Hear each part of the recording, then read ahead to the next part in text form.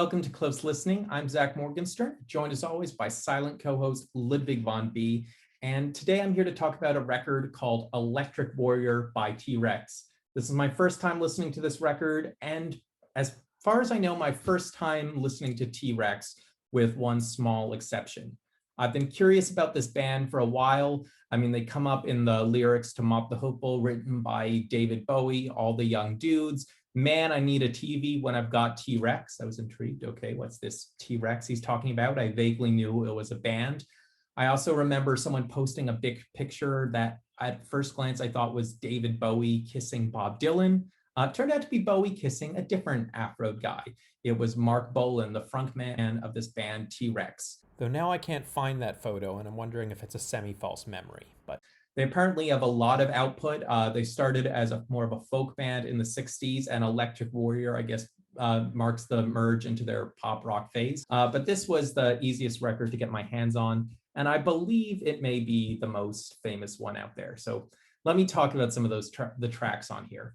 So it opens with a song called Mambo Sun. It's an easygoing love song with weird imagery like alligator rain. It sounds kind of like one of the more mellow Jimi Hendrix songs. I recently did a review of his record, Axis Bold as Love. Track number 2 is called Cosmic Dancer. It's a very simple song with a repetitive structure about dancing at different stages in your life.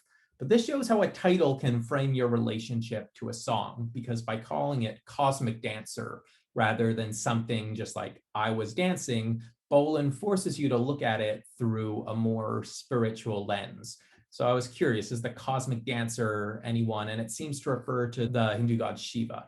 The one thing that stands out about the song to me that makes me think of spirituality is its non-linearity. Bolan starts by singing about when he's 12, then he sings about 8. Why those years? You know, like slightly older little kid and slightly too young to be a teenager. Are those milestone years for people? And why didn't he go from 8 to 12? Why did he go from 12 to 8 and then from death to birth? The non-linearity says that, I guess, the standard way we look at our lives, at least in the modern Western part of the world, something is not quite right about it. Track number 3 is called A Jeepster, and I had to look this up. A Jeepster, I think it means a Jeep driver, and so like person who drives an ordinary kind of car, who's in awe, and the kind of person who draws fancy cars. And then the song goes, girl, I'm just a Jeepster for your love. And since I didn't know the word Jeepster before, I thought he was saying some other word with like a heavy European accent or something. So tell me if you get that feel from listening to the song. You know, and on the one hand, it's a kind of pretty simple rock song, but there are just some nice accents to it. Maybe it's Bolan's voice, or maybe it's just like little moments on the bass guitar, but it feels like a more lively song than its simple chord structure would suggest. I quite liked it. Track number 4 is Monolith. This is the first track that really reminded me of Mark Bolan's peer, David Bowie.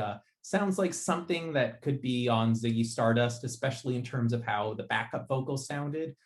This one is also a kind of non-linear spiritual piece. It warns about human ego, and also, I guess, adds in a bit of a glam feel by addressing the listener as girl. I mean, maybe singing girl because he's a straight guy in love, or I mean, maybe singing girl just because lots of songs are sung to girl, but I got more of the vibe here that we're all girl, whether we are literally girls or not, whether we are literally girls or not. And then track 5, Lean Woman Blues. And the pattern I'm noticing here with T-Rex and Mark Bolan is that lots of these songs are basically simple love songs, but Bolan tries to use slightly eccentric phrases, like lean love just means love that's lacking, but instead of hearing that, you sort of hear about the lacking love of someone who, I don't know, kind of looks like David Bowie's Thin White Duke. I guess that character would come a few years later, but that's the imagery I get listening to it.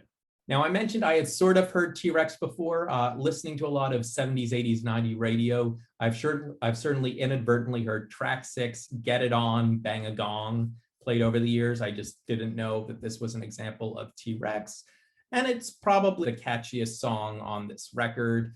And again, it's a love song, but sang in various eccentric ways, just like with Jeepster. He brings in car imagery. He uses the language, you built like a car. You've got a hubcap diamond star halo. I feel like it's a bit risky to say you're built like a car, assuming a man singing to a woman. And I'm not sure I should make that assumption, but assuming that that's not the typical metaphor for a normative woman one uses to describe beauty. So certainly a bit of experimentation going on in the lyrics. I feel like with this one, you're not even listening to the lyrics so much. You're just appreciating the simple, but it works, catchy chorus. I should also mention this song appears to be inspired by the Chuck Berry tune Little Queenie, though you'd only know it by the fade out when he says, "Meanwhile, I'm still thinking," just like in Little Queenie. I guess Little Queenie was a quintessential 50s simple love song, whereas this showed the evolution of the 70s, the quirk with which love was now expressed. Track number 7 is called Planet Queen.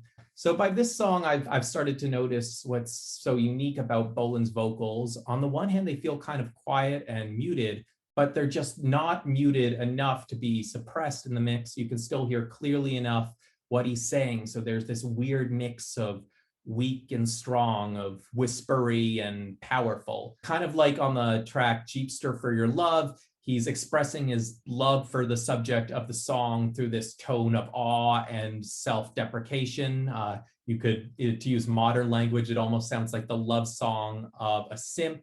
But what's interesting about this one is that he's only like a part-time simp, and part of the time he's this cocky, perhaps even aggressive alien conqueror who's, and rather than saying, "Take me to your leader," he's saying, "Give me your daughter." Presumably he's in love with the daughter to begin with, but yeah. Anyway, track number 8 is called Girl, and I had the same reaction to this title when I as I did when I first listened to the Beatles song called Girl, because it's such an underwhelming title. You expect a very simple, generic love song, and so this song with somewhat eccentric lyrics ends up feeling very eccentric because the lyrics contrast so much against the title.